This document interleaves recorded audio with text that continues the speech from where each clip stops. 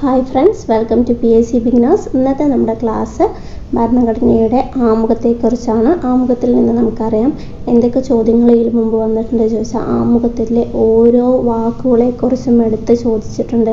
അതുപോലെ ആമുഖത്തിൽ വന്ന നമുക്കറിയാം നമ്മുടെ ആമുഖത്തെ ഒരു തവണ മാത്രമാണ് ഭേദഗതി ചെയ്തിട്ടുള്ളത്. ആ ഭേദഗതി 42ാം ഭേദഗതി മിനി കോൺസ്റ്റിറ്റ്യൂഷൻ എന്നൊക്കെ അറിയുന്നത്, അതിനെക്കുറിച്ച് ഒരുപാട് ചോദ്യങ്ങൾ ചോദിച്ചിട്ടുണ്ട്. അതുപോലെ തന്നെ പിന്നെ നമുക്ക് ആമുഖത്തിൽ നിന്ന് ചോദ്യം വന്നത് എന്താണെന്ന് പറഞ്ഞാൽ ആമുഖവുമായി ബന്ധപ്പെട്ട കേസുകൾ, പിന്നെ ആമുഖത്തിൻ്റെ ശില്പി ആര് എന്നുള്ളത്, ആമുഖത്തെ എന്തൊക്കെയായിട്ടാണ് വിശേഷിപ്പിച്ചിട്ടുള്ളത് എന്നൊക്കെ നമുക്ക് ക്വസ്റ്റ്യൻസ് ഭരണഘടനയിൽ നിന്ന് വന്നിട്ടുണ്ട്, ആമുഖത്തിൽ നിന്ന് വന്നിട്ടുണ്ട്. അപ്പോൾ നമുക്ക് ഇന്നത്തെ ക്ലാസ് ആമുഖത്തെക്കുറിച്ചാണ്. നമുക്ക് ക്ലാസ്സിലേക്ക് കടക്കാം. ഓക്കെ, എന്താണ് ആമുഖം എന്ന് ചോദിച്ചാൽ ഇന്ത്യൻ ഭരണഘടനയുടെ അടിസ്ഥാന ആദർശങ്ങളും മൂല്യങ്ങളും പ്രതിഫലിപ്പിക്കുന്ന ഒരു ഭാഗമാണ് ആമുഖം എന്ന് പറയുന്നത്. അതായത് ആമുഖത്തിൽ എന്താണ് പറയുന്നത് എന്ന് വെച്ചാൽ, നമ്മൾ ഏതൊരു ബുക്ക് വായിക്കുമ്പോഴും അതിൽ ഏകദേശം ആമുഖം എന്ന് ഒരു ഇൻട്രൊഡക്ഷൻ എന്ന രീതിയിൽ ഭരണഘടനയിൽ പറഞ്ഞിട്ടുള്ള ഇവയെല്ലാം തന്നെ ചുരുക്കി തന്നിരിക്കുന്ന ഒരു ഭാഗമായിട്ടാണ് നമ്മൾ ആമുഖത്തെ പറയാറ്, അല്ലേ? ഇന്ത്യയിലെ പരമാധികാരം ജനങ്ങൾക്കാണ് എന്ന് പ്രസ്താവിക്കുന്നത് ആമുഖത്തിലാണ്. അതുപോലെ തന്നെ രാജ്യം നേടിയെടുക്കേണ്ട ലക്ഷ്യങ്ങളെയാണ് ഇന്ത്യൻ ഭരണഘടനയുടെ ആമുഖം പ്രതിനിധാനം ചെയ്യുന്നത് കൂടി. അപ്പോൾ എന്താണ്, ഇന്ത്യയുടെ പരമാധികാരം ജനങ്ങളിലാണ് എന്നാണ് ആമുഖത്തിൽ ആദ്യമായി പറഞ്ഞത്. അതായത് ഭാരതത്തിലെ ജനങ്ങളായ നാം എന്ന് പറഞ്ഞിട്ടാണ് നമ്മുടെ ഭരണഘടനയുടെ ആമുഖം തുടങ്ങുന്നത് തന്നെ. അപ്പോൾ രാജ്യങ്ങൾ നേടിയെടുക്കേണ്ട ലക്ഷ്യങ്ങളെയാണ് ഇന്ത്യൻ ഭരണഘടനയുടെ ആമുഖം പ്രതിനിധാനം ചെയ്യുന്നത്. അങ്ങനെയുള്ള നമ്മുടെ ആമുഖത്തിൻ്റെ ശില്പി എന്നറിയപ്പെടുന്നത് ആരാണ്? ജവഹർലാൽ നെഹ്റു ആണ്. അപ്പോൾ ആമുഖത്തിൻ്റെ ശില്പി എന്നറിയപ്പെടുന്നത് ആരാണ് എന്ന് പറഞ്ഞാൽ അത് ജവഹർലാൽ നെഹ്റു ആണ്. എന്നാൽ ഭരണഘടനയ്ക്ക് ഒരു ആമുഖം വേണമെന്ന ആവശ്യം ആദ്യമായി മുന്നോട്ട് വെച്ച വ്യക്തി ആരാണ് എന്ന് ചോദിച്ചാൽ BN റാവു ആണ്. അപ്പോൾ ഭരണഘടനയുടെ ആമുഖത്തിൻ്റെ ശില്പി ജവഹർലാൽ നെഹ്റുവും ഭരണഘടനയ്ക്ക് ഒരു ആമുഖം വേണമെന്ന ആവശ്യം ആദ്യമായി മുന്നോട്ട് വെച്ച വ്യക്തി BN റാവു ആണ്. ഓക്കെ, അത് ഈ ഭരണഘടനയുടെ ആമുഖത്തെ ഡ്രാഫ്റ്റിംഗ് കമ്മിറ്റിയിൽ അവതരിപ്പിച്ചത് ആരാണെന്ന് ചോദിച്ചാൽ ആരാണ്? ജവഹർലാൽ നെഹ്റു ആണ്. ഈ നമ്മുടെ ഭരണഘടനയുടെ ആമുഖം ഈ കാവ്യാത്മകമായ ശൈലിയിൽ എഴുതിയത് ആരാണ്? നമ്മുടെ ഇന്ത്യയുടെ ആദ്യത്തെ പ്രധാനമന്ത്രിയായ ജവഹർലാൽ നെഹ്റു ആണ്. അതുകൊണ്ടാണ് അദ്ദേഹത്തെ ആമുഖത്തിൻ്റെ ശില്പി എന്ന് പറയുന്നത്. ഓക്കെ, ഇന്ത്യൻ ഭരണഘടനയുടെ ആത്മാവ് എന്ന് വിശേഷിപ്പിക്കുന്ന ഒരു ഭാഗം ഏതാണെന്ന് ചോദിച്ചാൽ അത് ആമുഖമാണ്. ഇന്ത്യൻ ഭരണഘടനയുടെ ആത്മാവ് എന്ന് വിശേഷമുള്ള ഭാഗം ഏതാണ് എന്ന് ചോദിച്ചു പറഞ്ഞാൽ അത് ഏതാണ് എന്ന ആമുഖമാണ്. നമുക്കറിയാം നമ്മുടെ ആമുഖം നമ്മുടെ ഭരണഘടന ഉണ്ടാക്കിയത് എങ്ങനെയാണ്? നമ്മളിൽ നിന്ന് തിരഞ്ഞെടുക്കപ്പെട്ട വ്യക്തികളിലൂടെയാണ് നമ്മുടെ ഭരണഘടന ഉണ്ടാക്കിയിട്ടുള്ളത്. അതായത് ജനങ്ങളായ നമ്മൾ തന്നെയാണ് നമുക്ക് തന്നെ നൽകുന്നതാണ് ഭരണഘടന എന്നാണ് നമ്മുടെ ഭരണഘടനയിൽ പറയുന്നത്. അപ്പോൾ ഈ ആമുഖത്തെക്കുറിച്ച് പറയുമ്പോൾ എന്താണ്, ഭരണഘടനയുടെ ആമുഖത്തിൻ്റെ ശില്പി എന്നറിയപ്പെടുന്നത് ജവഹർലാൽ നെഹ്റു ആണ്. ഭരണഘടനയുടെ ആമുഖത്തിൻ്റെ ശില്പി എന്നറിയപ്പെടുന്നത് ആരാണ്? ജവഹർലാൽ നെഹ്റു ആണ്. അപ്പോൾ നമ്മൾ ഈ ആമുഖം എന്ന് പറയുന്നത് നമുക്കറിയാം നമ്മുടെ ഭരണഘടനയുടെ ഓരോ ഭാഗങ്ങളും നമ്മൾ പല രാജ്യങ്ങളിൽ നിന്നും കടമെടുത്തിട്ടുള്ളവയാണ്. അപ്പോൾ ഈ ആമുഖം എവിടെ നിന്നാണ് കടമെടുത്തതെന്ന് പറഞ്ഞാൽ അത് USA നിന്നാണ്. എന്തുകൊണ്ടാണ് പറഞ്ഞാൽ ആമുഖം ആദ്യമായി ഭരണഘടനയ്ക്ക് ഒരു ആമുഖം വേണമെന്ന് ചിന്തിച്ചത് തന്നെ അവരാണ്, USA ആണ്. ഭരണഘടനയ്ക്ക് ഒരു ആമുഖം വേണമെന്ന് ചിന്തിച്ചത് തന്നെ ആരാണ്? USA ആണ്. അവരിൽ നിന്നാണ്. അപ്പം നമ്മൾ ആമുഖം കടമെടുത്തത് എവിടെ നിന്നാണ് എന്ന് ചോദിച്ചാൽ അത് USA നിന്നാണ്. നമ്മൾ USA നിന്നാണ് നമ്മളുടെ ഭരണഘടനയ്ക്ക് ആമുഖം എന്നത് കടമെടുത്തിട്ടുള്ളത്. നമ്മുടെ ആദ്യത്തെ പ്രധാനമന്ത്രിയായ ജവഹർലാൽ നെഹ്റു ആണ് ഭരണഘടനയുടെ ആമുഖത്തിൻ്റെ ശില്പി. എന്നാണ് പറഞ്ഞാൽ ജവഹർലാൽ നെഹ്റു ഭരണഘടനാ നിർമ്മാണ സഭയിൽ അവതരിപ്പിച്ച ലക്ഷ്യപ്രമേയമാണ്, അതായത് ഒബ്ജക്റ്റീവ് റെസൊല്യൂഷനാണ് പിന്നീട് ഭരണഘടനയുടെ ആമുഖമായി മാറിയത്. അപ്പം എന്താണെന്ന് ചോദിച്ചാൽ ജവഹർലാൽ നെഹ്റു ഭരണഘടനാ നിർമ്മാണ സഭയിൽ അവതരിപ്പിച്ച ലക്ഷ്യപ്രമേയമാണ് പിന്നീട് ആമുഖമായി മാറിയത്.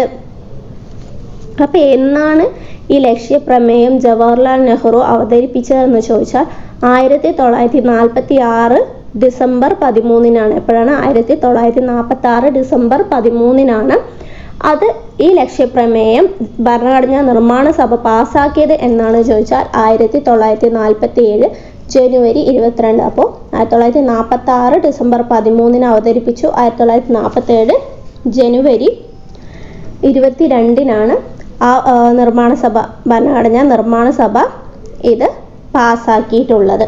അപ്പോൾ ഇന്ത്യൻ ഭരണഘടനയുടെ രത്നം എന്നറിയപ്പെടുന്നത് എന്താണെന്ന് ചോദിച്ചാൽ അത് ആമുഖമാണ്. ഭരണഘടനയുടെ താക്കോൽ എന്നറിയപ്പെടുന്നത് അതാണ്. ഇത് നിലവിൽ വന്നത് എപ്പോഴാണെന്ന് ചോദിച്ചാൽ 1950 ജനുവരി 26-ആണ്. അപ്പോൾ നമ്മൾ ലക്ഷ്യപ്രമേയം പാസ്സാക്കിയ ഡേറ്റ് എഴുതരുത്.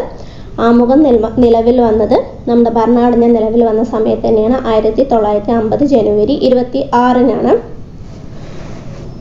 ഓക്കെ, ഇതാണ് നമുക്ക് ഭരണഘടനയെക്കുറിച്ച് മൊത്തത്തിൽ ആദ്യമായി എന്ന് പറയാനുള്ളത് എന്ന് പറയുന്നത്. നമുക്ക് ഇനി ഇതിൽ തന്നെ ഓരോ കാര്യങ്ങളും വ്യക്തതയോടെ പറയാം. കാരണം ഇതിൽ തന്നെ കുറേ കാര്യങ്ങൾ എടുത്ത് ചോദിക്കാറുണ്ട്.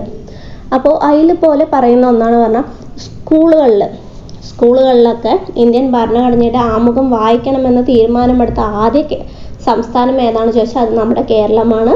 അപ്പോൾ സ്കൂൾ അസംബ്ലിയിൽ ഇന്ത്യൻ ഭരണഘടനയുടെ ആമുഖം വായിക്കണമെന്ന് തീരുമാനമെടുത്ത ആദ്യ സംസ്ഥാനം കേരളമാണ്. അതിനുശേഷമാണ് ഈ മഹാരാഷ്ട്ര, മധ്യപ്രദേശ് എന്നീ സംസ്ഥാനങ്ങളും ഇത് നിർബന്ധമാക്കിക്കൊണ്ട് ഉത്തരവ് ഇറക്കിയത്.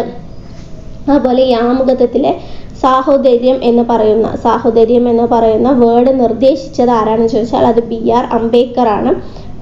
അംബേദ്കറാണ്.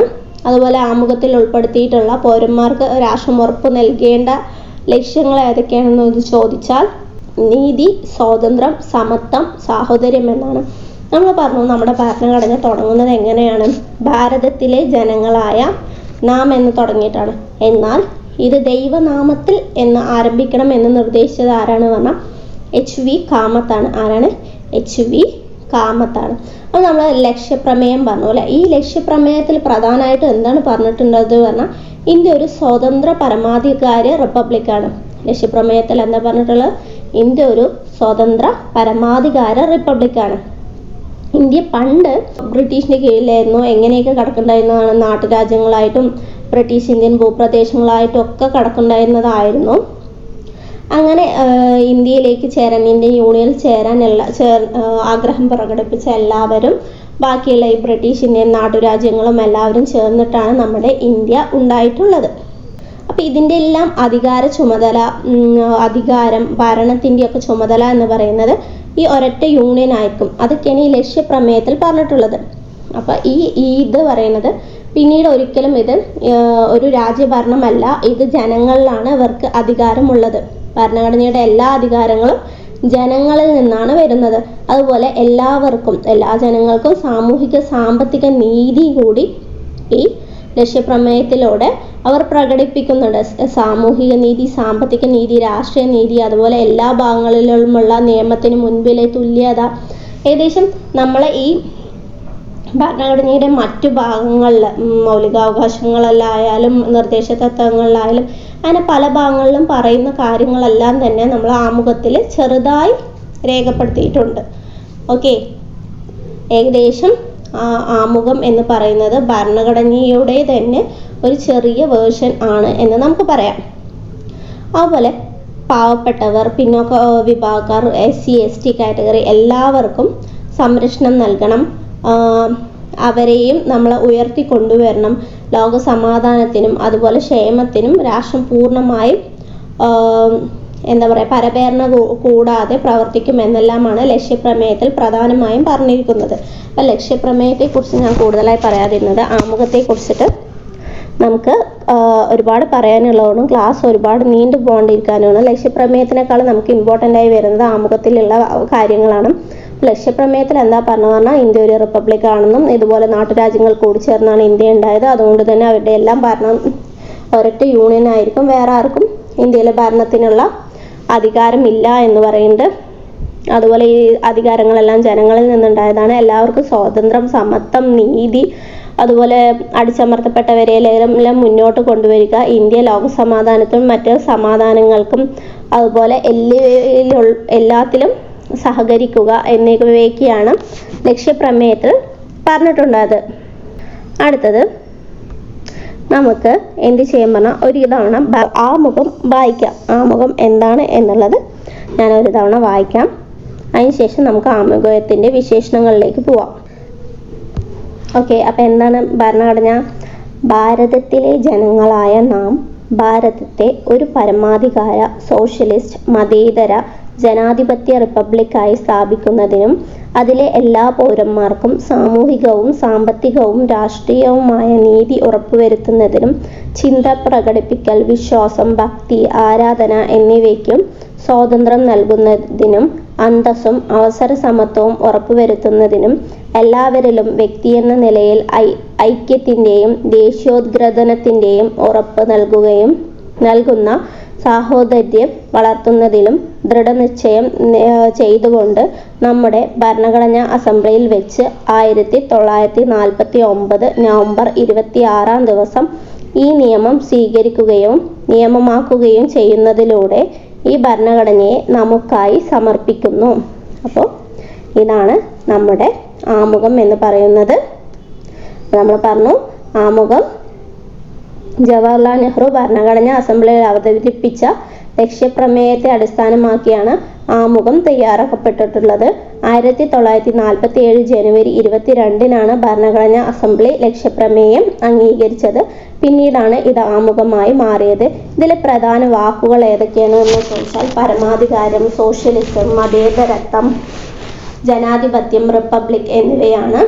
ഭേദഗതിയിലൂടെ കൊണ്ടുവന്ന വാക്കുകളാണ് സോഷ്യലിസ്റ്റ്, മതേതരത്വ, സമഗ്രത എന്നീ വാക്കുകൾ. ഈ വാക്കുകൾ ആരുടെ കാലത്താണ് എന്ന് ചോദിച്ചാൽ ഇന്ദിരാഗാന്ധിയുടെ കാലത്താണ് ഇത് കൊണ്ടുവന്നിട്ടുള്ളത്. 1950 ജനുവരി 26 ഇന്ത്യ റിപ്പബ്ലിക് ദിനമായി ആഘോഷിക്കാൻ തുടങ്ങിയത്. അന്നാണ് നമ്മുടെ ഭരണഘടന നിലവിൽ വന്നിട്ടുള്ളത്. ഓക്കെ, നമുക്കിനി നമ്മുടെ ആമുഖത്തെ വിശേഷിപ്പിച്ചതിനെ കുറിച്ച് നോക്കാം. ഇന്ത്യയുടെ രാഷ്ട്രീയ ജാതകം എന്ന് വിശേഷിപ്പിച്ചത് ആരാണ്? KM മുൻഷിയാണ്. ഇന്ത്യയുടെ രാഷ്ട്രീയ ജാതകം എന്ന് വിശേഷിപ്പിച്ചത് KM മുൻഷിയാണ്. ഭരണഘടനയുടെ തിരിച്ചറിയൽ കാർഡ് എന്ന് വിശേഷിപ്പിച്ചത് ആരാണ്? NA പൽക്കിവാലയാണ്. ഭരണഘടനയുടെ തിരിച്ചറിയൽ കാർഡ് എന്ന് വിശേഷിപ്പിച്ചത് NA പൽക്കിവാലയാണ്. ഭരണഘടനയുടെ കീനോട്ട് എന്ന് വിശേഷിപ്പിച്ചത് ആരാണ്? ഏണസ്റ്റ് ബാർക്കറാണ്. ഭരണഘടനയുടെ ആത്മാവ് എന്ന് വിശേഷിപ്പിച്ചത് M ഹിദായത്തുള്ളയാണ്. ഭരണഘടനയുടെ ആത്മാവ്, താക്കോൽ എന്നെല്ലാം പറഞ്ഞത് ജവഹർലാൽ നെഹ്റു ആണ്. ഭരണഘടനയുടെ ഹൃദയവും ആത്മാവും എന്ന് പറഞ്ഞത് താക്കൂർദാസ് ഭാർഗവാണ്. അപ്പോൾ ഒന്നുകൂടെ പറയാം. ഇന്ത്യയുടെ രാഷ്ട്രീയ ജാതകം എന്ന് പറഞ്ഞത് KM മുൻഷി. ഭരണഘടനയുടെ തിരിച്ചറിയൽ കാർഡ് എന്ന് പറഞ്ഞത് NA പൽക്കിവാല. ഭരണഘടനയുടെ കീനോട്ട് എന്ന് പറഞ്ഞത് ഏണസ്റ്റ് ബാർക്കർ. ഭരണഘടനയുടെ ആത്മാവ് എന്ന് പറഞ്ഞത് M ഹിദായത്തുള്ള. ഭരണഘടനയുടെ ആത്മാവ്, താക്കോൽ എന്ന് പറഞ്ഞത് ജവഹർലാൽ നെഹ്റു. ഭരണഘടനയുടെ ഹൃദയവും ആത്മാവും എന്ന് പറഞ്ഞത് താക്കൂർദാസ് ഭാർഗവാണ്. അതുപോലെ ആമുഖത്തെക്കുറിച്ച് അല്ലാടി കൃഷ്ണസ്വാമി അയ്യർ എന്താ പറഞ്ഞത് പറഞ്ഞാൽ, ഞാൻ ഇത്രയും കാലം ചിന്തിച്ചതോ സ്വപ്നം കണ്ടതോ ആയ കാര്യങ്ങൾ തന്നെയാണ് ഭരണഘടനയുടെ ആമുഖം സ്പഷ്ടമാക്കുന്നത്. അപ്പോൾ ഒന്നുകൂടെ പറയാം. അല്ലാടി കൃഷ്ണസ്വാമി അയ്യർ എന്താ പറഞ്ഞത്? നാം ഇത്രയും കാലം ചിന്തിച്ചതോ സ്വപ്നം കണ്ടതോ ആയ കാര്യങ്ങൾ തന്നെയാണ് ഭരണഘടനയുടെ ആമുഖം സ്പഷ്ടമാക്കുന്നത്. അതുപോലെ കോക്ക സുബ്ബറാവു എന്താണ് പറഞ്ഞത് പറഞ്ഞാൽ, ആമുഖത്തിൽ സംക്ഷിപ്തമായി അതിൻ്റെ ആശയങ്ങളും അഭിലാഷങ്ങളും അടങ്ങിയിരിക്കുന്നു. ജെയിംസ് ഡയർ എന്താ പറഞ്ഞത് എന്ന് വെച്ചാൽ, ഭരണഘടനാ നിർമ്മാതാക്കളുടെ മനസ്സിലേക്കുള്ള താക്കോലും അവർ പരിഹരിക്കാൻ ഉദ്ദേശിച്ച കുഴപ്പങ്ങളുമാണ് ആമുഖം എന്ന് പറയുന്നത്. ഇതൊക്കെയാണ് ആമുഖത്തെ കുറിച്ചിട്ട് പറഞ്ഞിട്ടുള്ള ഓരോരുത്തർ പറഞ്ഞ വിശേഷണങ്ങൾ എന്ന് പറയുന്നത്. നമുക്കറിയാം ആമുഖം എന്ന് പറയുന്നത് എന്താണ്. ഈ ആമുഖം അനുസരിച്ച് ഇന്ത്യ ഒരു പരമാധികാര സോഷ്യലിസ്റ്റ് മതേതരത്വ ജനാധിപത്യ റിപ്പബ്ലിക്കാണ് അല്ലേ. അപ്പോൾ ഏത് അസംബ്ലികളിലാണ്, സ്കൂൾ അസംബ്ലികളിൽ കൊണ്ടുവരണം, ആമുഖം വായിക്കണമെന്ന് പറഞ്ഞാൽ അത് ആരാണ് ചോദിച്ചാൽ കേരളമാണ്. എന്തുകൊണ്ടാണ് ഇടയിൽ വീണ്ടും ഈ കാര്യം പറയുന്നത് ചോദിച്ചാൽ അത് മറക്കാതിരിക്കാൻ വേണ്ടിയിട്ടാണ്. എന്നാൽ ഭരണഘടന നിലവിൽ വരുമ്പോൾ നമുക്കറിയാം ഭേദഗതി അനുസരിച്ചിട്ടാണ് കുറച്ച് വാക്കുകൾ എന്തിലേക്ക് കൂട്ടിച്ചേർത്തത്? ഭരണഘടനയുടെ ആമുഖത്തിലേക്ക് കൂട്ടിച്ചേർത്തത്. ഇന്ത്യൻ ഭരണഘടന ആകെ ഒരു തവണ മാത്രമേ ഭേദഗതി ചെയ്തിട്ടുള്ളൂ. ആദ്യം ഭരണഘടന എങ്ങനെയാണ് തുടക്കം എന്ന് പറഞ്ഞാൽ, ഭരണഘടന തുടക്കം പരമാധികാര ജനാധിപത്യ റിപ്പബ്ലിക് ആയിരുന്നു. എങ്ങനെ പറഞ്ഞിട്ടുണ്ടായിരുന്നത്? പരമാധികാര ജനാധിപത്യ റിപ്പബ്ലിക് എന്നായിരുന്നു. എന്നാൽ ഇന്ന് എങ്ങനെയാണ്? പരമാധികാര സോഷ്യലിസ്റ്റ് മതേതരത്വ ജനാധിപത്യ റിപ്പബ്ലിക്കാണ്. പരമാധികാര സോഷ്യലിസ്റ്റ് മതേതര ജനാധിപത്യ റിപ്പബ്ലിക് എന്നായി മാറ്റിയിട്ടുണ്ട്. ഇത് ഏത് ഭേദഗതിയിലൂടെയാണ് എന്ന് ചോദിച്ചാൽ 1976 42-ാം ഭേദഗതിയിലൂടെയാണ്. 42-ാം ഭേദഗതി അറിയപ്പെടുന്നത് എങ്ങനെയാണ്? ചെറു ഭരണഘടന, അതായത് മിനി കോൺസ്റ്റിറ്റ്യൂഷൻ എന്നാണ് അറിയപ്പെടുന്നത്. അപ്പോൾ ഇതിലൂടെ വന്ന മാറ്റം എന്നാണെന്ന് ചോദിച്ചാൽ പരമാധികാര ജനാധിപത്യ റിപ്പബ്ലിക് എന്നതിന് പകരം പരമാധികാര സ്ഥിതി സമത്വ മതേതര ജനാധിപത്യ റിപ്പബ്ലിക് എന്നാക്കി. അതായത് സോഷ്യലിസ്റ്റ്, സ്ഥിതി സമത്വം, സെക്യുലർ അതായത് മതേതരത്വം എന്നീ വാക്കുകൾ കൂട്ടിച്ചേർത്തു. ഓക്കെ. രാഷ്ട്രത്തിന്റെ ഐക്യം എന്നതിന് പകരം രാഷ്ട്രത്തിന്റെ ഐക്യവും അഖണ്ഡതയും. അപ്പൊ എന്തൊക്കെയാണ്? സോഷ്യലിസം, സെക്യുലർ, അഖണ്ഡത. ഐക്യം എന്നതിന് പകരം ഐക്യവും അഖണ്ഡതയും എന്നാക്കി. ഇത് ഭേദഗതി ചെയ്യുമ്പോൾ നമ്മുടെ 42-ാം ഭേദഗതി സമയത്ത് നമുക്കറിയാം നമ്മുടെ പ്രധാനമന്ത്രി ഇന്ദിരാഗാന്ധി ആയിരുന്നു എന്നറിയാം. അപ്പൊ ആരാണ് രാഷ്ട്രപതി എന്ന് ചോദിച്ചാൽ ഫക്രുദ്ദീൻ അലി അഹമ്മദ് ആണ്. ഇത് കൂടാണ്ട് 2000 ഒരു ഇന്ത്യ ഗവൺമെന്റ് ഭരണഘടനാ പുനഃപരിശോധനയ്ക്ക് ഒരു കമ്മിറ്റിയെ നിയോഗിച്ചിട്ടുണ്ട്. ആ കമ്മിറ്റിയുടെ അധ്യക്ഷൻ ആരാണ് എന്ന് ചോദിച്ചാൽ MN വെങ്കട ചെല്ലയ്യാണ്. ആരാണ്? MN വെങ്കട ചെല്ലയ്യ ആയിരുന്നു. ഓക്കെ. ഇതാണ് ആമുഖത്തിന്റെ ഭേദഗതിയെ കുറിച്ച് പറയാനുള്ളത്. 42-ാം ഭേദഗതി എന്തുകൊണ്ടാണ് ഇത് പറയാതെ പറഞ്ഞാൽ ഇതിനു മുമ്പ് നമ്മൾ ഭേദഗതി എടുത്തപ്പോൾ അതിനെക്കുറിച്ചൊക്കെ വ്യക്തമായി പറഞ്ഞിട്ടുണ്ട്. അതുകൊണ്ടാണ് അതിനെക്കുറിച്ച് എക്സ്പ്ലെയിൻ ചെയ്ത് പറയാണ്ടിരിക്കുന്നത്. അപ്പം നമുക്ക് ഇനി ഭരണഘടനയുടെ ആമുഖവുമായി ബന്ധപ്പെട്ട കേസ് നോക്കാം. ബെർബാറി കേസ് 1960 ബെർബാറി കേസിലാണ് സുപ്രീം കോടതി ആമുഖം ഭരണഘടനയുടെ അവിഭാജ്യ ഘടകമല്ല എന്ന് പറഞ്ഞത്. അപ്പൊ ആമുഖം ഭരണഘടനയുടെ അവിഭാജ്യ ഘടകമല്ല എന്ന് പറഞ്ഞത് എപ്പോഴാണ്?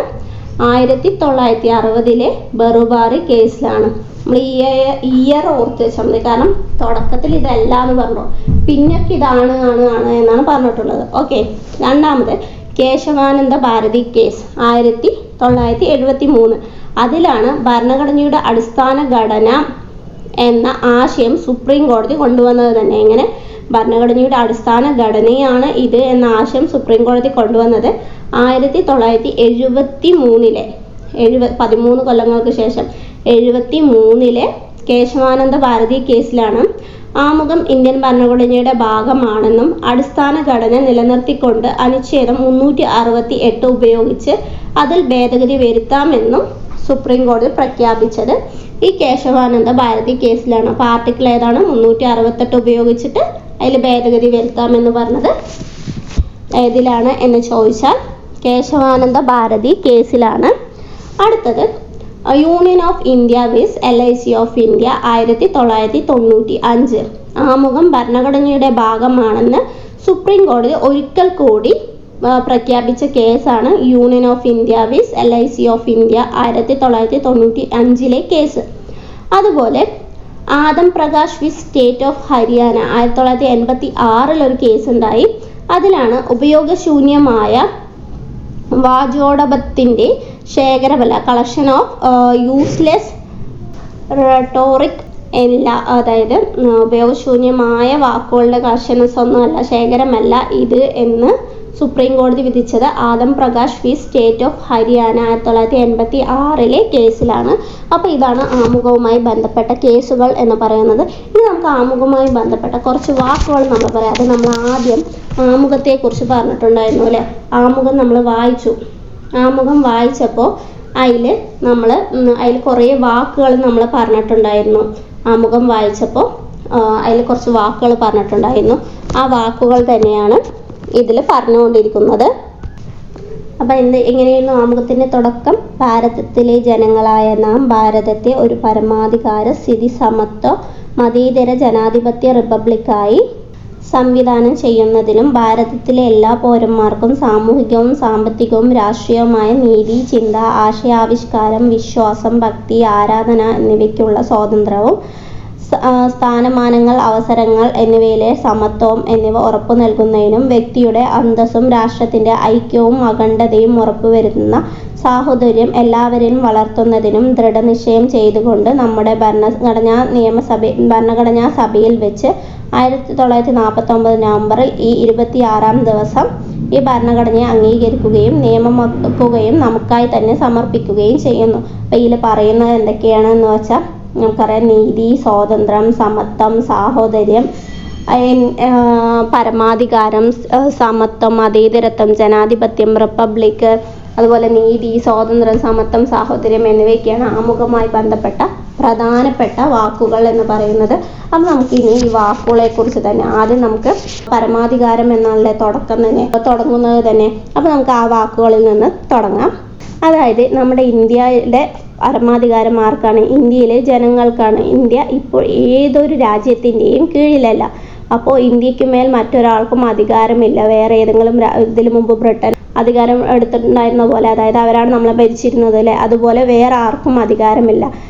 ഇന്ത്യയിലെ ജനങ്ങൾക്കാണ് പരമാധികാരം. അതായത് ഇന്ത്യയുടെ മേലെ വേറെ ഒരു രാജ്യത്തിനും അധികാരമില്ല എന്നാണ് ഈ പരമാധികാരം എന്നതിലൂടെ പറയുന്നത്. അതായത് ഇവിടെയുള്ള അധികാരം നമുക്ക് തന്നെയാണ്. എന്നാൽ നമ്മുടെ ഇന്ത്യ എന്ന് പറയുന്നത് ഈ കോമൺവെൽത്ത് രാഷ്ട്രത്തിലെ അംഗമാണ് എന്നറിയാലോ അല്ലേ. അതെന്തുകൊണ്ടാണ് പറഞ്ഞാൽ നമ്മളെ ബ്രിട്ടൻ ഭരിച്ച ആ രാജ്യങ്ങളൊക്കെയാണ് ഈ കോമൺവെൽത്ത് രാജ്യങ്ങളിൽ ഉള്ളത്.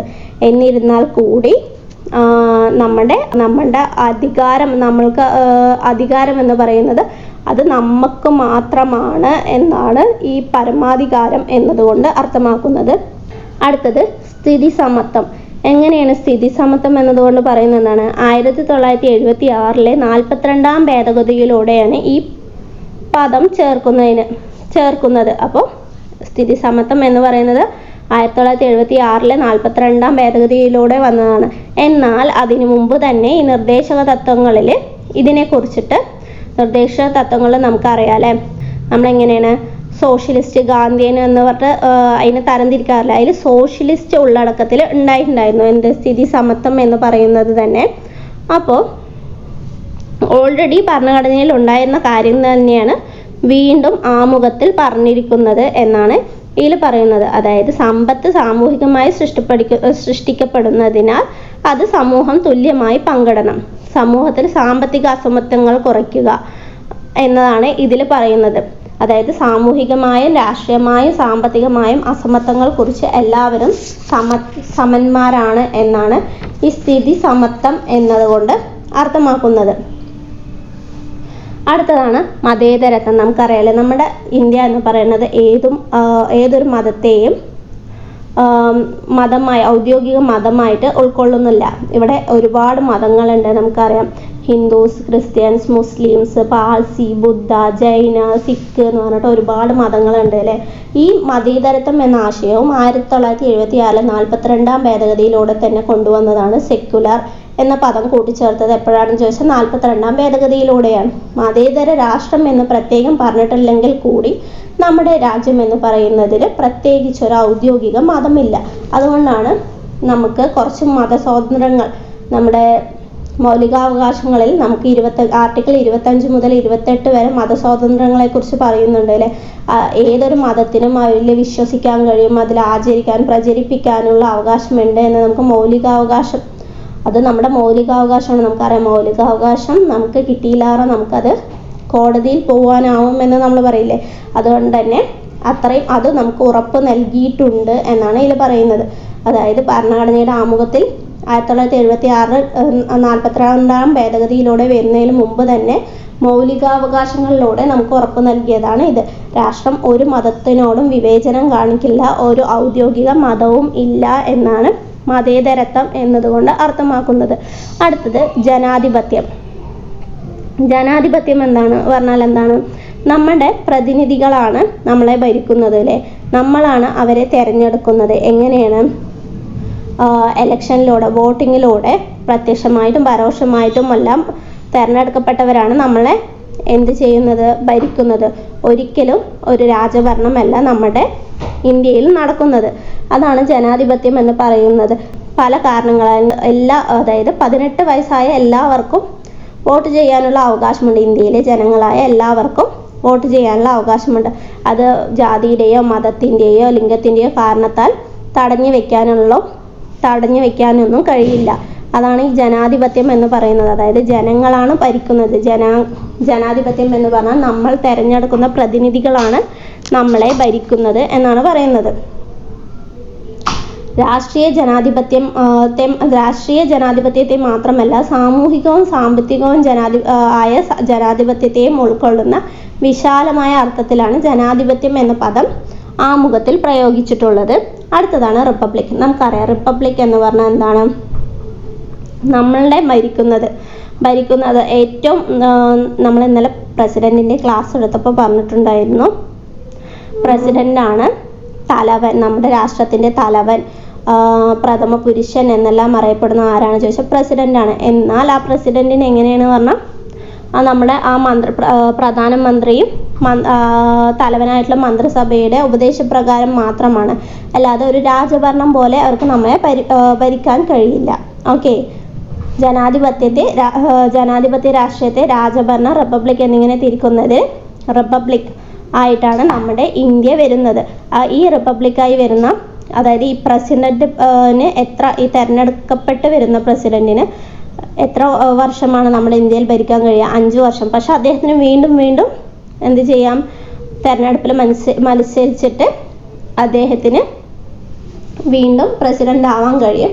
എന്നാൽ അദ്ദേഹം ആ പദത്തിൽ ഇരിക്കാൻ യോഗ്യനല്ല എന്ന് തോന്നിയാൽ അദ്ദേഹത്തെ ഇംപീച്ച്മെന്റിലൂടെ പുറത്താക്കാനും കഴിയും. അതാണ് റിപ്പബ്ലിക് എന്നതുകൊണ്ട് ഉദ്ദേശിക്കുന്നത്. അടുത്തത് നീതി എന്നുള്ളത് സാമൂഹികവും സാമ്പത്തികവും രാഷ്ട്രീയവുമായ നീതി.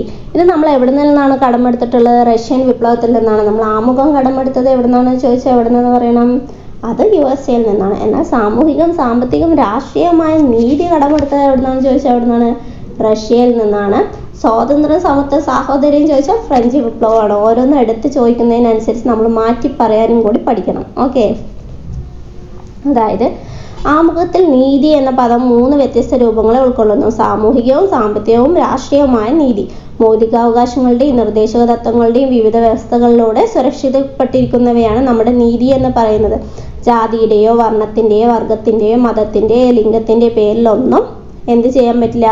ഒരു വേർതിരിവും കാണിക്കാൻ പറ്റില്ല. എല്ലാ പൗരന്മാരും തുല്യമായി പരിഗണിക്കുന്നതിനെയാണ് ഈ സാമൂഹിക നീതി എന്ന് പറയുന്നത്.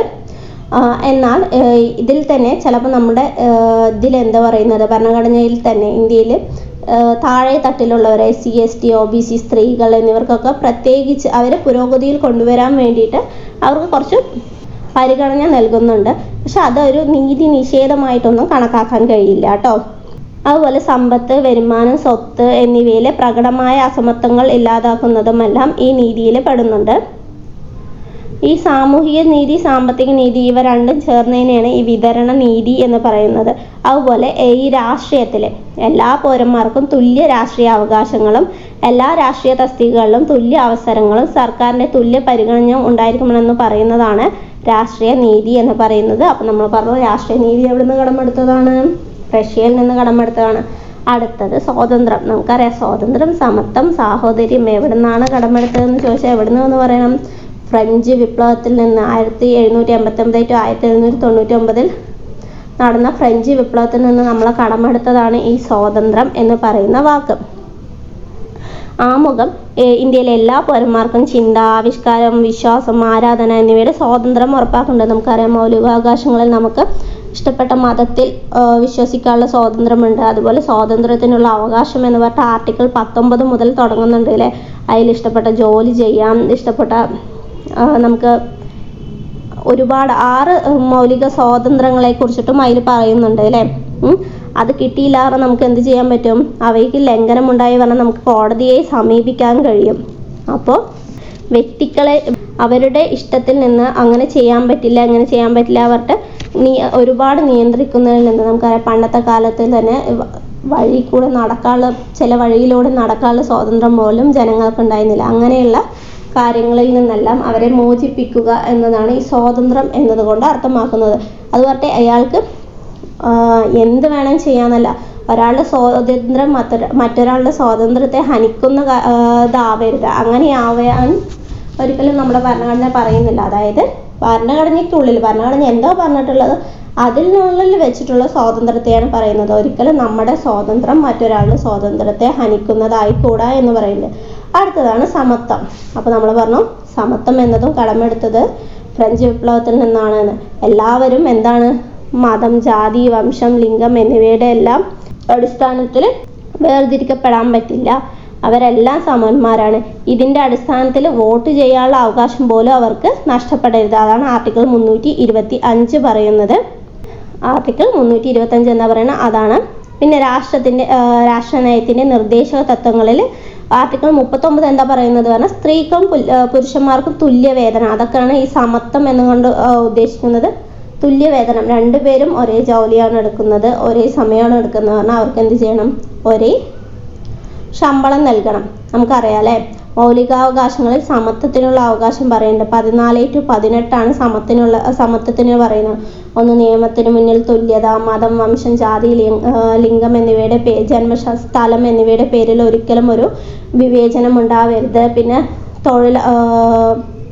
തൊഴിലിലെ സമത്വം, തൊഴിലവസരങ്ങളിലുള്ള സമത്വം, പിന്നെ തൊട്ടുകൂടായ്മ, അയിത്താചരണം നിർത്തലാക്കൽ. ആർട്ടിക്കിൾ 17 ഗാന്ധിജിയുടെ പേര് പറഞ്ഞിട്ട് പാസ്സാക്കപ്പെട്ട ആർട്ടിക്കിളാണ് ആർട്ടിക്കിൾ 17 എന്ന് പറയുന്നത്. അതുപോലെ തലക്കെട്ടുകൾ നിർത്തലാക്കൽ എന്നിവയൊക്കെയാണ് സമത്വം കൊണ്ട് ഉദ്ദേശിക്കുന്നത്. സാഹോദര്യം എന്ന് പറയുന്നത് എന്താണ്? സാഹോദര്യം എന്നാൽ സാഹോദര്യ ബോധം എന്നാണ് ഉദ്ദേശിക്കുന്നത്. ഏകപൗരത്വ സമ്പ്രദായത്തിലൂടെ ഭരണഘടന ഈ സാഹോദര്യ വികാരത്തെ പ്രോത്സാഹിപ്പിക്കുന്നു. സാഹോദര്യം എന്ന് പറയുന്നത് 2 കാര്യങ്ങളാണ് ഉറപ്പുവരുത്തുന്നത്. എന്നാണ് പറഞ്ഞാൽ വ്യക്തിയുടെ അന്തസ്സും രാജ്യത്തിൻ്റെ ഐക്യവും അഖണ്ഡതയുമാണ്. ഈ സാഹോദര്യം എന്ന വാക്കും 42ാം ഭരണഘടനാ ഭേദഗതിയിലൂടെ ആമുഖത്തിൽ ചേർക്കപ്പെട്ടിട്ടുള്ളതാണ്. ഓക്കെ, അതാണ് സാഹോദര്യം എന്ന് പറയുന്നത് കൊണ്ട് ഉദ്ദേശിക്കുന്നത്. ഓക്കെ, അപ്പോൾ ഇതാണ് ഈ വാക്കുകളെ കുറിച്ചിട്ടുള്ള കാര്യങ്ങൾ എന്ന് പറയുന്നത്. അപ്പോൾ നമ്മുടെ ഇന്നത്തെ ക്ലാസ് ആമുഖത്തെക്കുറിച്ചായിരുന്നു. അപ്പോൾ ആമുഖം നമ്മൾ പറഞ്ഞു.